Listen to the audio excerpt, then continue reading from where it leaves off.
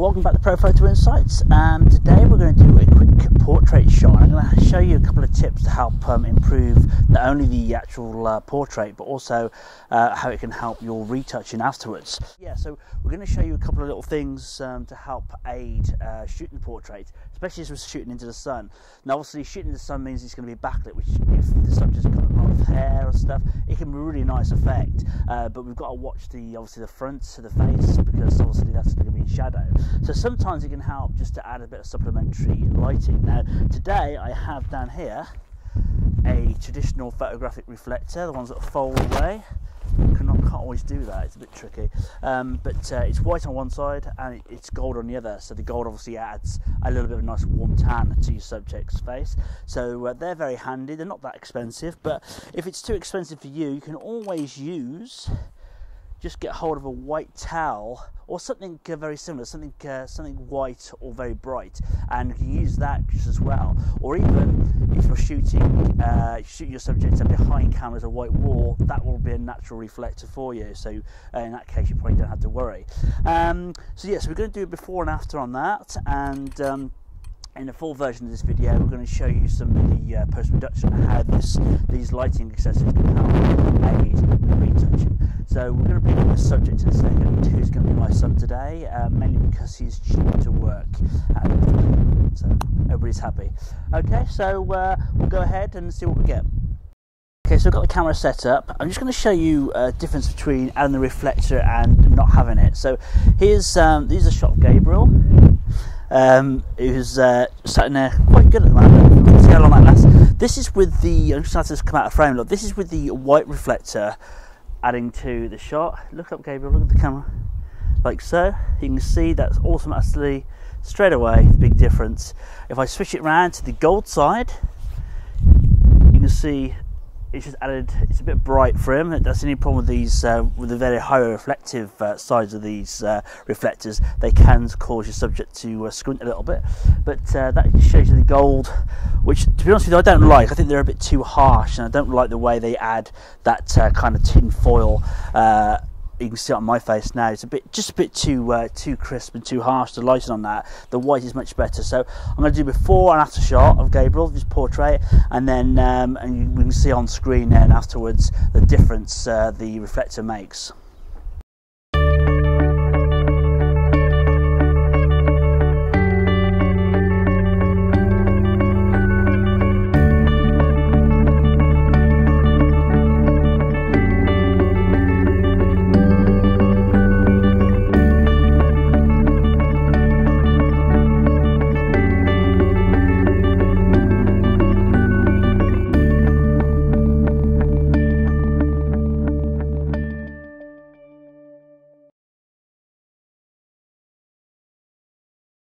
Welcome back, and here we are with our image on screen. This is one of the images, one of the two images I shot. As you can see from the location video, it's a little bit windy, and I'm sorry about the microphone noise. That's something we're still looking into to try and avoid. We are getting that on a couple of videos, so that's something we need to try and address. And also, you can see one of the disadvantages of using the reflector on a windy day was it fell over at the end of the shoot there, and this is probably one of the problems. I prefer to use reflectors.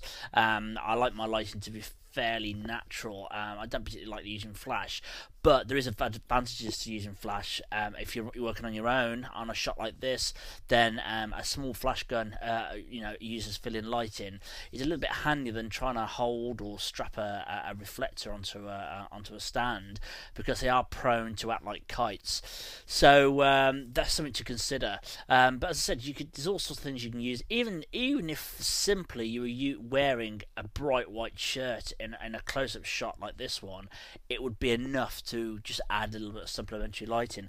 Now, I'll be honest with you, here's the after shot with the reflector on. You can see there's quite a big difference there. There's probably, in this shot, there's probably not the greatest of difference in this particular image. If the light was maybe coming more from the side and it was cross-lighting Gabriel's face, you would see a probably more pronounced effect of the reflector. But I think more noticeably you can see it here in the eyes. You've got a nice catch light here, and whereas this one, it's a little bit more dead. So that alone, I think, is a nice effect for using these types of reflectors. As I mentioned in the video, I think one of the main advantages to using a reflector is it kind of flattens out the lighting. So, for instance, say we were a bit further back away from Gabriel, sometimes with this type of lighting, or certainly if the sun is more overhead, you'll get a lot of dark shadows in the eye sockets here, and that can be a real pain. One of the advantages of using reflectors is it does even out the lighting more, and when we come to do retouching, that can actually help us, especially if we want to do like a very high key image, and that's what we're going to quickly do today. I'm just going to get rid of this one now. That's just to show you what the difference would be. This image, so you know, was shot at f2.8. I quite like doing these close-ups, getting close to on headshots, and really dropping out the aperture. Now, by shooting at f2.8, which is wide open on my 28 to 70mm lens, is that the areas around here drop off very quickly and go very soft, and it really concentrates your attention to the point of focus, which is obviously the eyes. In portraits, I can't think of many reasons not to focus on the eyes unless you're doing some really weird, or not weird, but really specific effect. So always focus on the eyes there. So you get this really nice bit of fall off around. So that's why I shot that. I shot at obviously 70mm and 100 ISO. I think the shutter speed was 800th of a second because it was quite a lot of light bouncing around there with our lovely reflector. So what I'm going to do now is just do a few adjustments. First of all, I'm going to do a levels adjustment and hold down the Alt key and just drag the highlights slider across, so we can see here the bits that are clipping out, and then mainly this highlight here on the slide handle and over his shoulder here. So to be honest with you, I'm not too worried about that. And a little bit there, so that's fine.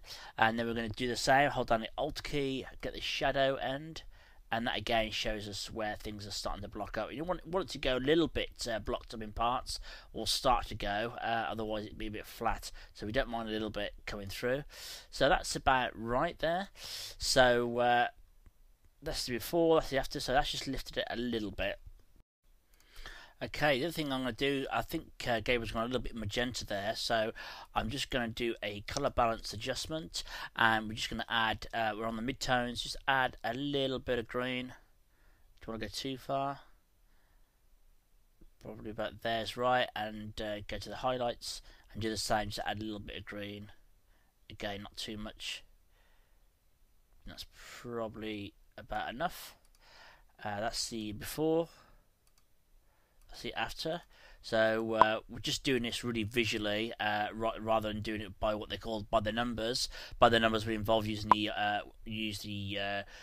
eyedropper tool, and obviously looking in the info panel and judging the numbers there, and just getting them neutral. But we've just done this one by eye, like so. So that's that done. And then what we can do is we've duplicated this layer here. And we can rename this one Retouch. And the next thing we can do is really just to go in and just clean up any marks that's evident, or in this case chocolate that was around his mouth. He was shoving in a biscuit just before we shot. So there's a little bit, I think, there, and we can just go around that with the just undo that with the both the clone stamp tool, or my favourite, the healing brushes or patch tool. I'm not sure if the patch tool will work on this bit here because we're quite close to an edge, and it tends to go a bit mushy if you're not too careful. Let's have a look there. Before, after, that's a bit of an improvement. Again, now we can just go around and just do any other bits of cleanup, like so.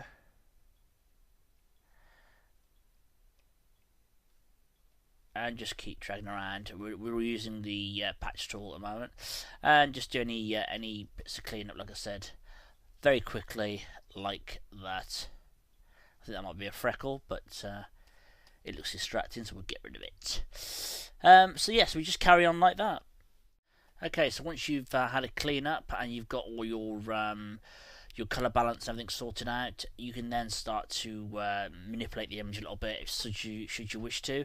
What I'm about to do, I'm using CS3 here, so I'm going to go down here and use the black and white adjustment.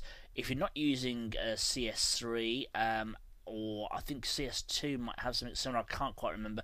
But if anyway, if you can't go that way, just go to channels and just pick out a channel which gives you a fair bit of contrast. And you don't want to go too far. Now, blue is probably going to give you a bit of a weird effect, especially because Gable's got freckles here. They're kind of been really brought out by using the blue channel. But just go through your channels, just pick out one that's suitable. Now, red I think might be a bit too far for what we need, so just grab, say, green, which looks like the best one out of the bunch here.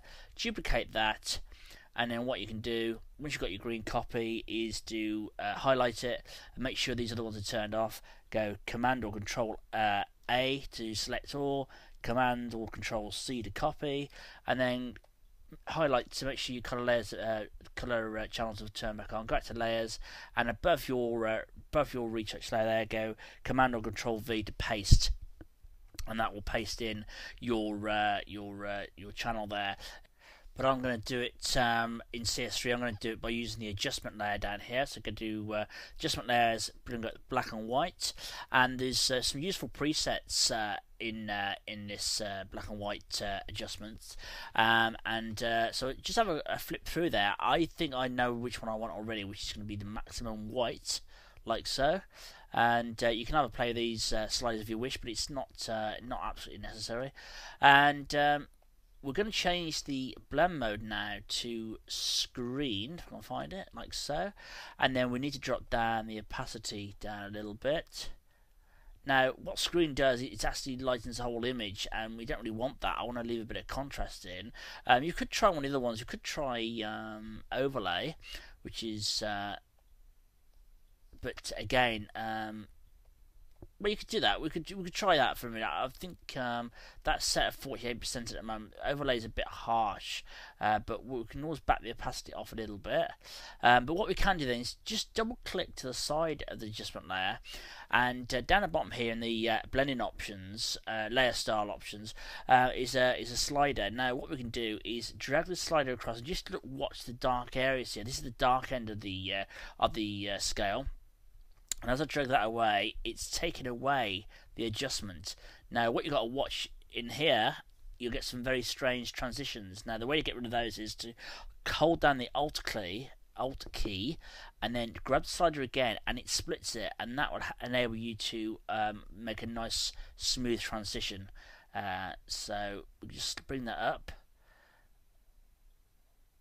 and that way we can control how much it's darkening the image, and I think that's about right. But do watch you haven't got no nasty transitions.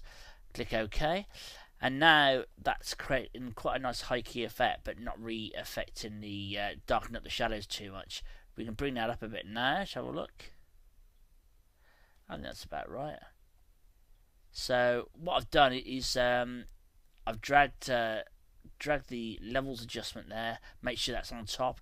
We can now double click on that, and again, this helps as just a double check you're not clipping too much. So hold down the Alt key again and just highlight the highlight slider there, and we can just see we are actually bleaching out some bits. It's up to you whether you think it matters too much. I'm going to just back it off a little bit so we're not going too far. Again, the shadows, don't think they've affected much, if any.